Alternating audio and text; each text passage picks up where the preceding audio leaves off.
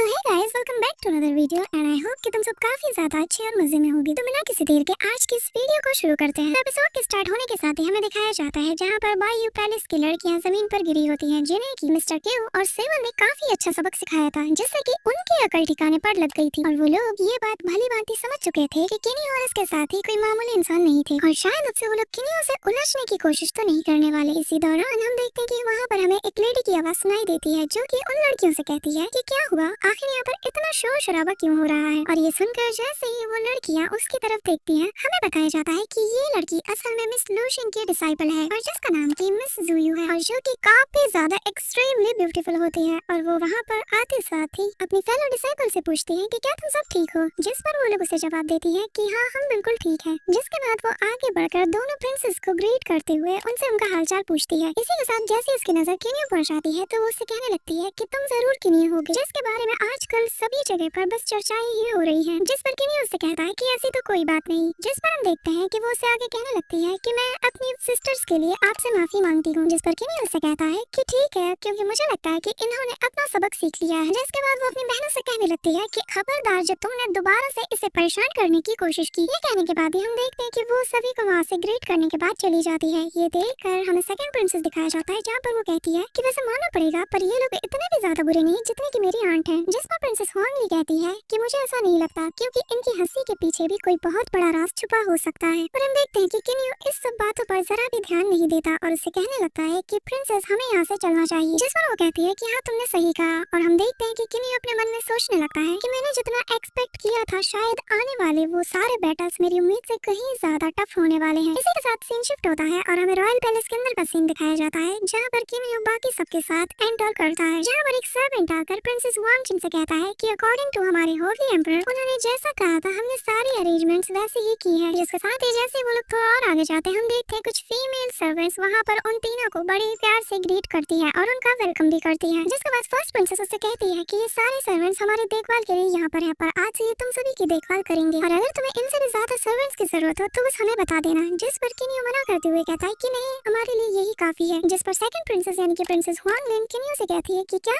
बस 2 ही लोग, इतने कम लोगों के साथ तुम यहाँ पर आए हो। जिस पर किनियो कहता है कि नहीं असल में मेरे सारे सर्वेंट्स मेरे स्पेस आर्टिफैक्ट्स में रहते हैं। जिसे सुनकर वो दोनों से कहने लगते हैं कि अच्छा तो फिर ठीक है, अब हम यहाँ से जाते हैं। और जाते ही वे सेकंड प्रिंसेस उससे कहती है कि किनियो तुम बिल्कुल भी परेशान मत होना, क्योंकि मुझे पता है कि एट द एंड तुम ही जीतोगे। जिस पर किनियो कहता है कि थैंक यू और तुम सबने जो भी मेरी अब तक हेल्प की उसके लिए तुम दोनों का बहुत बहुत शुक्रिया। जिसके बाद हम देखते हैं कि किनियो अपने बटलर को वहाँ पर बुलाता है और पूछता है कि आखिर मेरे सर्वेंट्स वहाँ पर क्या कर रहे हैं। जिस पर वो उसे सारी रिपोर्ट्स देता है और इसी के साथ उसका बटलर और मिस्टर क्यू वहाँ से चले जाते हैं। और फिर किनियो सेबल से कहता है कि भाई तुम जरा मेरे साथ यहाँ आओ। और जिसके बाद वो उसे पूछने लगता है कि भाई जरा बताओ कि तुम्हारी वो जो फॉलोइंग लाइट टेक्निक है उसके पीछे के प्रिंसिपल्स क्या है। जिस पर वो बताने लगता है कि ये तब की बात है जब मैं एक बार प्रैक्टिस कर रहा था। इसी दौरान मैं देखता हूँ कि मैं खुद को एक स्ट्रेन सी जगह पर पाता हूँ और मैं आंखें बंद करके जब ये प्रैक्टिस कर रहा था मुझे ऐसा लगा कि मैंने किसी चीज को ट्रिगर कर दिया। जिसके बाद मुझे ये रियलाइज हुआ कि स्पेस पावर की कुछ स्ट्रेन सी एनर्जी मेरे अंदर एंटर होने लगी है, पर जैसे ही मैं इसे थोड़ा सा भी यूज करता हूँ ऐसा लगता है कि मेरे अंदर कोई चीज मुझे इसके फुल पोटेंशियल तक यूज करने के लिए मुझे रोक देती है। जिसके बाद वो कहने लगता है कि भाई पर मुझे लगता है कि मैं इसमें अब भी बहुत सी चेंजेस कर सकता हूँ। जिस पर किनियो कहने लगता है कि क्या ये इसलिए है कि इसके प्रैक्टिकल लॉज को सिर्फ गॉड किंग ही कॉम्प्लीमेंट कर सकता है। जिस पर सेबल कहता है कि भाई मैं तो ये नहीं जानता और ना ही इस पर मैं खुलकर कुछ भी तुम्हें बता सकता हूँ। जिस पर किनियो उसकी तरफ आगे बढ़ते हुए कहता है कि तो फिर भाई ऐसा करो कि तुम इस टेक्निक को पहले से और ज्यादा प्रैक्टिस करो, जिससे कि तुम इसे फुली मास्टर कर लो और फिर फ्यूचर में मैं भी तुमसे कुछ सीख पाऊँ। और मुझे यकीन है कि तुम्हारी ये टेक्निक मेरे आने वाले बैटल में काफी ज्यादा काम आने वाली है। पर एक बात याद रखना कि तुम्हें खुद पर ज्यादा जोर नहीं डालना है, समझ रहे हो ना तुम, क्योंकि मैं नहीं चाहता कि गॉड किंग तुम्हें ढूंढ ले और तुम्हारी लोकेशन पता करके तुम्हें फिर से मुझसे दूर कर दे। तो इसलिए मैं चाहता हूँ कि तुम मेरे स्पेस आर्टिफैक्ट में जाकर इसे प्रैक्टिस करो। जिस पर सेबल कहता है कि भाई तुमने सही कहा और इसलिए अब मैं यहाँ से जा रहा हूँ। इसी के साथ सीन शिफ्ट होता है और हमें कुछ समय बाद का सीन दिखाया जाता है जहाँ पर किनियो अपने कॉन्शियसनेस के अंदर प्रैक्टिस करता है, जहाँ पर हम देखते हैं कि उसे एक मिस्टीरियस सा ब्लैक लोटस दिखता है जिसके अराउंड एक गोल्ड काफी ज्यादा लाइटिंग वाली एक एनर्जी उसके अराउंड घूम रही होती है। पर जैसे ही किन्यू अपना हाथ उसे छूने के लिए आगे बढ़ाता है, हम देखते हैं कि उसके टच करने से उसका हाथ फ्रीज होने लगता है और उसे एक अनकॉन्शियस सोल दिखाई देती है। जिसके बाद उस पूरे ब्लैक लोटस में से एक छोटा सा अनकॉन्शियस सोल बाहर आता है, जिसे देखकर किन्यू हैरानी के साथ कहने लगता है कि आखिर इसके अंदर से एक अनकॉन्शियस स्टाइल वाला सोल कैसे बाहर आ सकता है। ये देखकर किन्यू अपने पास से 2 रेड जेम उसकी तरफ थ्रो करता है और जैसे ही वो ये करता है, हम देखते हैं कि उसके आसपास काफी सारी स्पिरिचुअल एनर्जीज के साथ हलचल होना स्टार्ट कर देती है। और फिर किन्यू जिसे देखकर अपने हाथ में बहुत सी लाइटिंग एनर्जी को कलेक्ट करता है, जिसे कलेक्ट करने के बाद किन्यू उसे उन 2 जेम्स की तरफ थ्रो करता है जहाँ पर कि वो अनकॉन्शियस सोल भी मौजूद होती है और जिससे मिलकर हम देखते हैं कि जियांगू का बर्थ होता है। ये देखकर किन्यू कह उठता है कि इसकी मदद से तो मैं एंशिएंट सिटी को डायरेक्टली रिफाइन कर सकता हूँ। जिसके बाद किन्यू थोड़ी और एनर्जीज को कलेक्ट करता है और फिर उसे दोबारा से उसकी तरफ थ्रो कर देता है। फिर हम देखते हैं कि इसने अभी तक बस 80% एनर्जी को ही अब्सॉर्ब किया था। ये देखकर हम देखते हैं कि किन्यू भी इस चीज को नोटिस करने लगता है और वो कहने लगता है कि ब्लैक हार्ट और गोल्डन बीट्स ने अभी भी जरा भी चेंजेस नहीं दिखाई और मैं हैरान हूँ कि आखिर हुआलिंग्स क्लोन किस तरह की दिखती होगी। जिसके बाद हमें कुछ देर बाद का सीन दिखाया जाता है जहाँ पर किन्यू वापस से कल्टीवेशन करने बैठ जाता है और वो इस बार पहले से काफी ज्यादा मेहनत करता है क्योंकि उसे समझना था कि आखिर इस चीज को मैं कैसे जल्द से जल्द कंप्लीट कर सकता हूँ। हम देखते हैं कि वो दोनों चीजें उसके चारों तरफ चक्कर काट रही होती है और ये प्रोसेस काफी देर तक चलता है। हम देखते हैं कि किन्यू काफी ज्यादा मशक्कत करता है, जिसके साथ ही फाइनली वो दोनों चीजें आपस में मर्ज कर जाती हैं और उनसे वहाँ पर एक बहुत ही स्ट्रॉन्ग लाइटिंग एनर्जी निकलती है जो कि सीधा आसमानों की तरफ जाती है। जिसके बाद हम देखते हैं कि वो चीज सीधा आकर पानी में गिरती है और तभी वहाँ पर एक पर्सन को हमें दिखाया जाता है, जिसे देखकर किन्यू फाइनली अपनी कल्टीवेशन छोड़कर वहाँ पर खड़ा हो जाता है और कहने लगता है कि फाइनली रिफाइनिंग सक्सेसफुल हो गया। और हम देखते हैं उसके सामने हुआन क्लोन खड़ा होता है जो कि डिट्टो किन्यू की तरह ही लग रहा होता है, जिससे कि किन्यू काफी ज्यादा इंप्रेस हो जाता है और कहता है कि फाइनली मैंने इस चीज को अचीव कर लिया। जिसके बाद किन्यू उसे एग्जामिन करते हुए कहने लगता है कि चलो जरा देखा जाए कि आखिर तुम में मेरा जितना कितना दम है। और ऐसा कहते साथ ही हम देखते हैं कि किन्यू उस पर अपनी स्पिरिचुअल एनर्जी से एक छोटा सा अटैक यूज करता है, जिस पर उसका क्लोन एक स्ट्रॉन्ग वाइंड वाली कोल्ड अटैक करता है, जिसे देखकर किन्यू भी काफी ज्यादा शॉक्ड हो जाता है। हम देखते हैं कि आसपास के समुद्र का पानी भी जिससे जम जाता है, जिससे हमें ये पता चलता है कि भले ही ये क्लोन हो पर इसकी ताकत किन्यू से जरा भी कम नहीं। इसी के साथ हम देखते हैं कि किन्यू उसे थोड़ा और एग्जामिन करने लगता है और फिर उसकी क्रश एबिलिटी को टेस्ट करने लगता है, जिससे कि किन्यू काफी ज्यादा खुश हो जाता है और कहने लगता है कि अगर इस वक्त गॉड किंग भी हमें देख लेना तो वो भी चकरा जाएगा कि इसमें से असली कौन है। और मुझे यकीन है कि फ्यूचर में हम दोनों एक दूसरे का बहुत ही अच्छे से साथ दे सकते हैं और देख लेना आगे चल के हमें इमोर्टल्स कहा जाएगा। जिसके साथ ही हम देखते हैं कि किन्यू अपने सोल कॉन्शियसनेस का एक ट्रेस उसमें एंटर कर देता है, जिससे कि वो उसके साथ अपनी कल्टीवेशन एबिलिटीज रिजल्ट को शेयर कर सके। जिसके बाद वो उसे ऑर्डर देता है कि आज से तुम यहीं पर रहोगे और रहकर बहुत ज्यादा कल्टीवेशन करोगे ताकि तुम मीटियोर्स के स्पेशल लॉज को अंडरस्टैंड कर सको। जिसके बाद किन्यू वहाँ से जाने लगता है और जाते हुए अपने मन में कहने लगता है कि आखिरकार मैंने इस चीज को अचीव कर लिया और मुझे यकीन है कि मेरा ये क्लोन मुझे आगे चलकर काफी ज्यादा हेल्प प्रोवाइड कराएगा और मैं जानता हूँ कि ये किसी और रीजन के लिए नहीं बल्कि मुझे तो इसकी हेल्प बस अपर गॉड से फाइट के दौरान चाहिए होगी। और ऐसा कहते साथ ही हम देखते हैं कि किन्यू खुद के अंदर एनर्जी को फ्लो करता हुआ फील करता है और वो इसलिए होता है कि क्योंकि उसका क्लोन वहाँ बैठ कर कल्टीवेशन कर रहा है, तो जैसे जैसे वो कल्टीवेशन में ग्रो करता जाएगा किन्यू एक्चुअल रिजल्ट बिना कल्टीवेशन किए भी उससे ले सकता है। जिसके बाद किन्यू कहने लगता है कि ये मेरी उम्मीद से भी कहीं ज्यादा फास्टर है। जिसके बाद वो कहता है कि अब मुझे यहाँ से निकलना चाहिए और जाकर आने वाले बैटल की तैयारी करना शुरू कर देनी चाहिए। जिसके बाद हमें कुछ देर बाद का सीन दिखाया जाता है जहाँ पर किन्यू अपने जियांगलिन ट्रेजर को प्रैक्टिस करना स्टार्ट कर देता है, क्योंकि किन्यू बस इसके सेकंड लेवल तक को ही ओपन कर सकता है। तो उसने सोचा कि शायद क्योंकि मैंने अपने क्लोन बनाने में कामयाबी हासिल कर ली है तो मैं इसके थर्ड लेवल को भी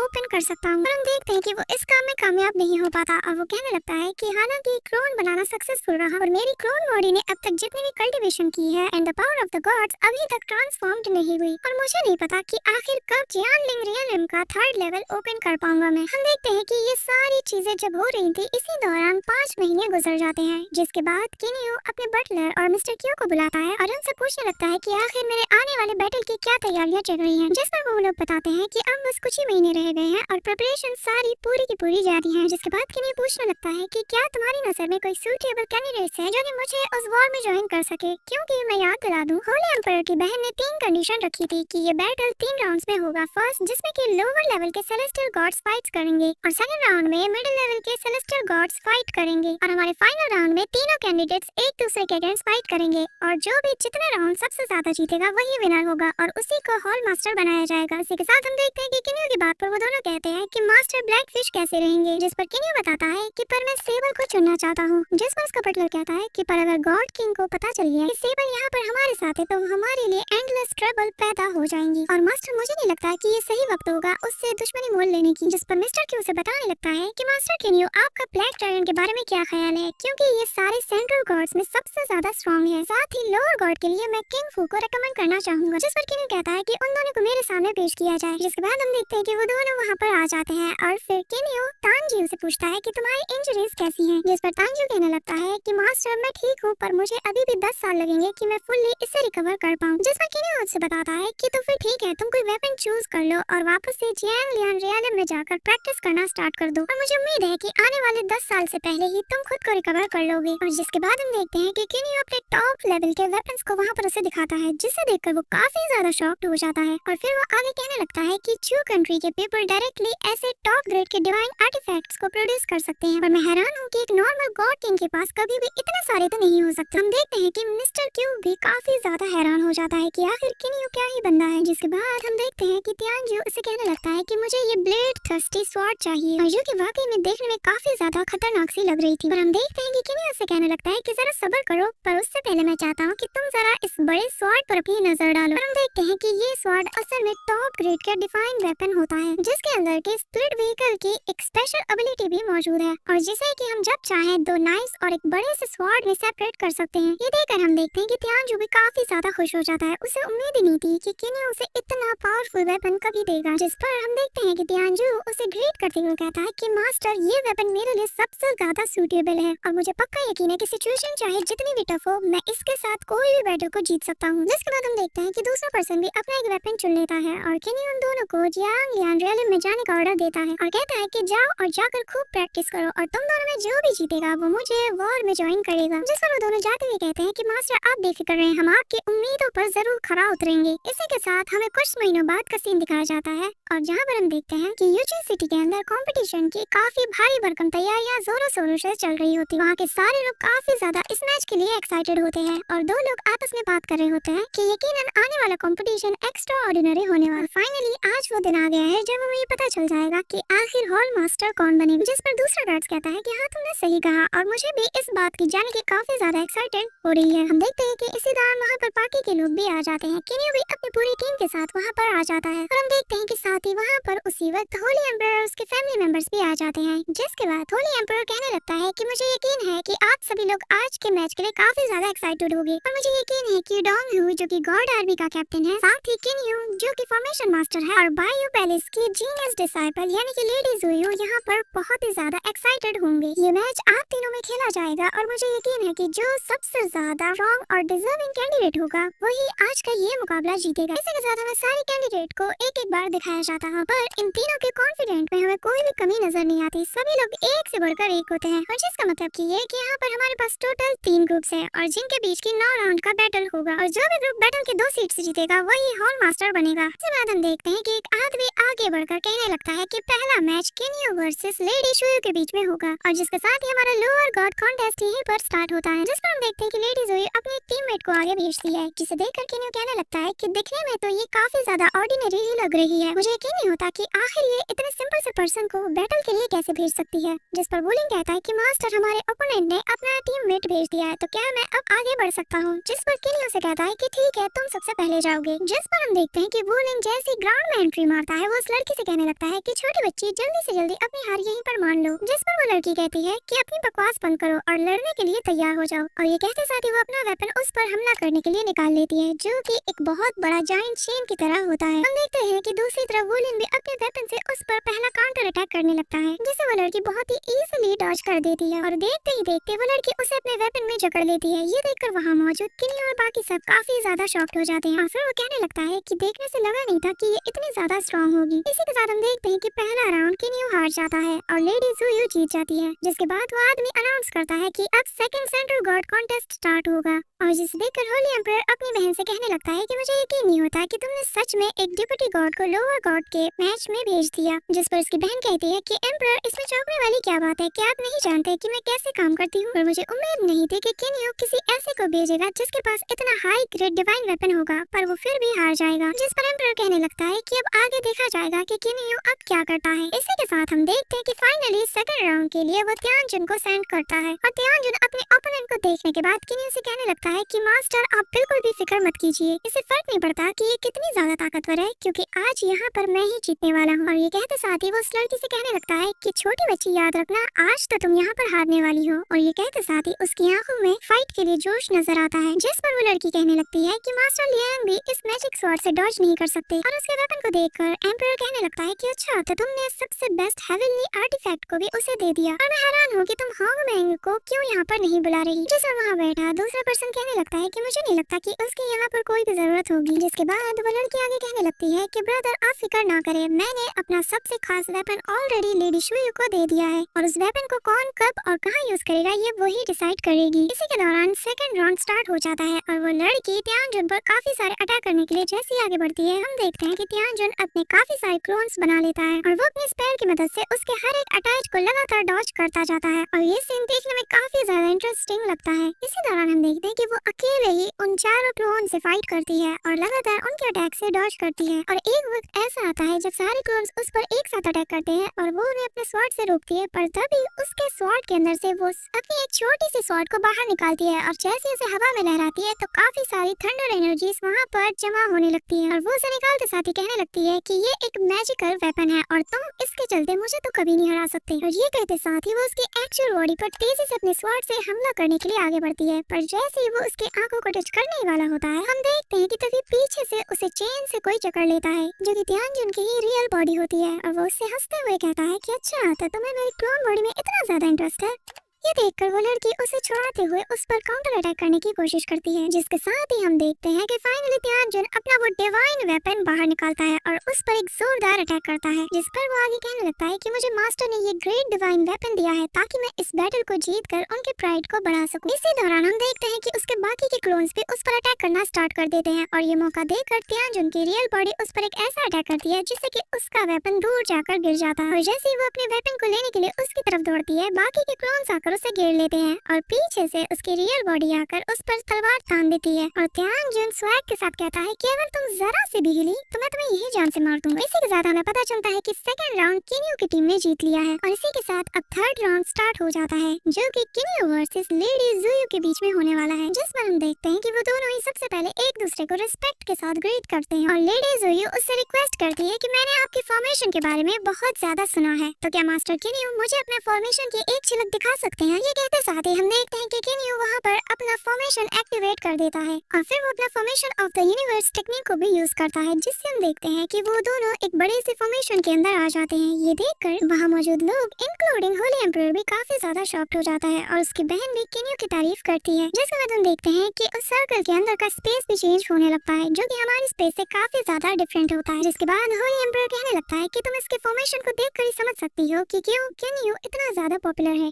और यकीनन किनियो अंडर द गॉड सबसे स्ट्रॉन्गेस्ट पर्सन है। इसी के साथ सीन शिफ्ट होता है और हमें उसी सर्कल के अंदर का सीन दिखाया जाता है जहाँ पर स्पेस और टाइम पूरी तरीके से बदल चुका होता है और लेडी जुयू भी काफी ज्यादा हैरान होती है। जिसके बाद वहाँ पर किनियो आता है और उससे कहने लगता है कि जब मैं यहाँ पर पहली बार आया था तो तुम्हारी फेलो डिसाइपल्स ने मुझसे पूछा था कि आखिर मेरी स्ट्रेंथ क्या है, तो आज मैं चाहता हूँ कि तुम उन्हें यहाँ पर बुलाओ और उनकी ये इच्छा पूरी कर दो और वो देख ले कि मेरी स्ट्रेंथ क्या है। जिस पर वो कहती है कि अपनी बकवास बंद करो और फिर वो अपनी स्पेस डिस्ट्रक्शन पावर को यूज करती है ताकि वो वहाँ के पूरे स्पेस को तोड़ सके, पर हम देखते हैं कि वो इसमें नाकाम हो जाती है। जिस पर वो हार नहीं मानती और कहती है कि आज चाहे जो हो जाए मैं इस फॉर्मेशन को हर हाल में तोड़कर रहूंगी और वो लगातार कोशिशें करती रहती है। और ये सारी चीजें करने के बाद हम देखते हैं कि वो फाइनली अपना वो स्ट्रॉन्गेस्ट वेपन को बाहर निकालती है और कहती है कि किनियो अगर तुम्हें दम है तो मेरा सामना कर। जिसे सुनकर किनियो उसके सामने आता है और लगातार लाइटनिंग और अपनी स्पिरिचुअल एनर्जीज का यूज करके उस पर काफी सारे अटैक्स करता है, जिससे उसकी सारी अकड़ वहीं पर निकल जाती है। जिसके बाद किनियो जैसे उसके पास आता है हम देखते देखते हैं कि वो छुपकर उस पर अटैक करने के लिए अपना वेपन थ्रो करती है, पर इसका किन्यू पर कोई भी असर नहीं हो, जिसके बाद किन्यू उसे कहने लगता है कि देखो अगर तुम चाहो तो तुम जितनी मर्जी चाहो कोशिश कर लो, यहाँ पर टाइम की कोई लिमिट नहीं। पर हम देखते हैं कि लेडी ज़ुई इतनी भी ज्यादा बेवकूफ नहीं थी। वो एट द एंड समझ जाती है कि वो चाहे जितनी कोशिश कर ले वो किन्यू को कभी नहीं हरा सकती और इसीलिए वो अपनी हार मान लेती है। इसके साथ ही किन्यू अपना फॉर्मेशन वहाँ से हटा लेता है और हम देखते हैं कि वो लड़की अपनी डिफीट को एडमिट कर लेती है और किन्यू के इतने मैसिव पावर और फॉर्मेशन को देखकर हम देखते हैं कि डोंगयू भी